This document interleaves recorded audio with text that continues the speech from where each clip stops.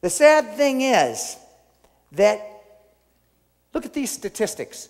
43% of U.S. children live without a father. Fatherless homes produce 63% of youth suicide. 90% of all homeless and runaway children come from fatherless homes. 85% of children with behavioral disorders come from homes without fathers. 80% of rapists and anger problem, those with anger and rapists, come from homes that did not have a father. 71% of all high school dropouts came from homes that did not have a father. This came from the first statistic there of 43%. Came from the U.S. Census Bureau. These are questions, and 2008 was the last time they did it. I don't think they'd even, that is politically incorrect to even count this fact. You will find a lot of these facts buried away because it does not bode well for America, especially when they say the government is able to raise your children. When they say that men and women are the same, and that you can mix it up and do him and her, or her and her, or him and him, and either one, your children will turn out the same. No.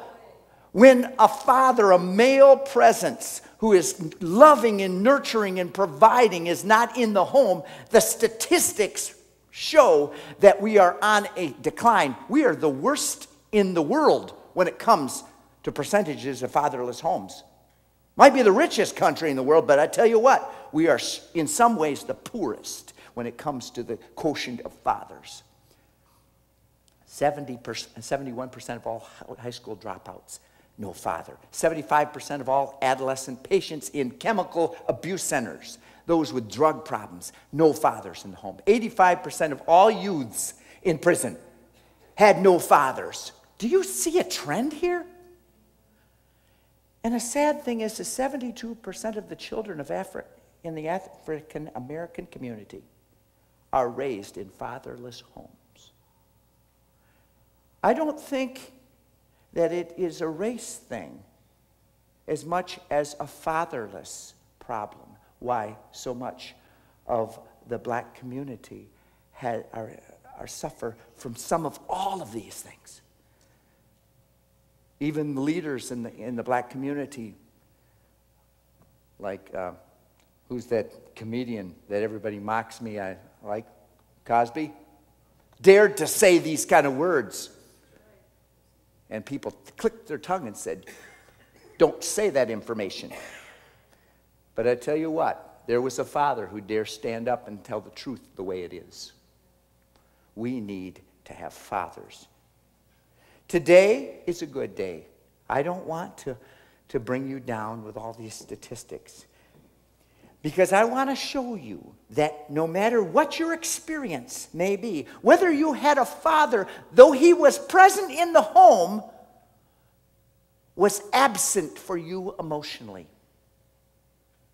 Whether you are a victim of a youth that did not, a childhood who did not have a father, no matter, I'm going to introduce to you and show you your perfect father. We all in this room have a perfect father who loves us. It says in John 14, 8 through 10, Philip said to him, Lord, show us the Father, and it is enough for us. And Jesus said to him, have I been with you so long that you still don't know me, Philip? Whoever has seen me has seen the Father. How can you say, show us the Father? Do you not believe that I am in the Father, and the Father is in me? That the words that I say to you, I do not speak of my own authority, but the Father who dwells in me does his work. Your emotional well-being, your security in life, and your hope for the future requires that you come to a place of trust and rest in a Father's love. You cannot get past this deficit of being fatherless and expect to have life that is fulfilled and be a productive member in this society. You need to have a father. But the good thing is, you have a father. You have a Father who thought and planned you, whether you were an unplanned pregnancy.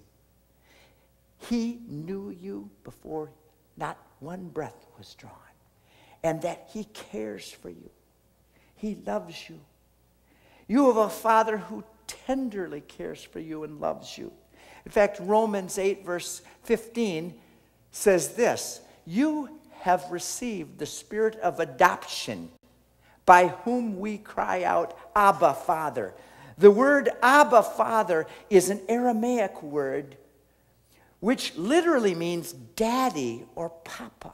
Extremely endearing words. The Apostle Paul was saying that when you accepted Jesus Christ into your heart, you were adopted into, intentionally chosen to be part of God's family. And the relationship that the Father in heaven wants to have with you is so deep and tender that he wants you to think of him as your papa, as your daddy. This is what your Father, who may not, you can't see him with your physical eyes, though at times you have seen his goodness and kindness in your life. And even the times when you think that you're alone, believe me, his watchful, attentive eye is on you. And he is pulling you and drawing you toward himself.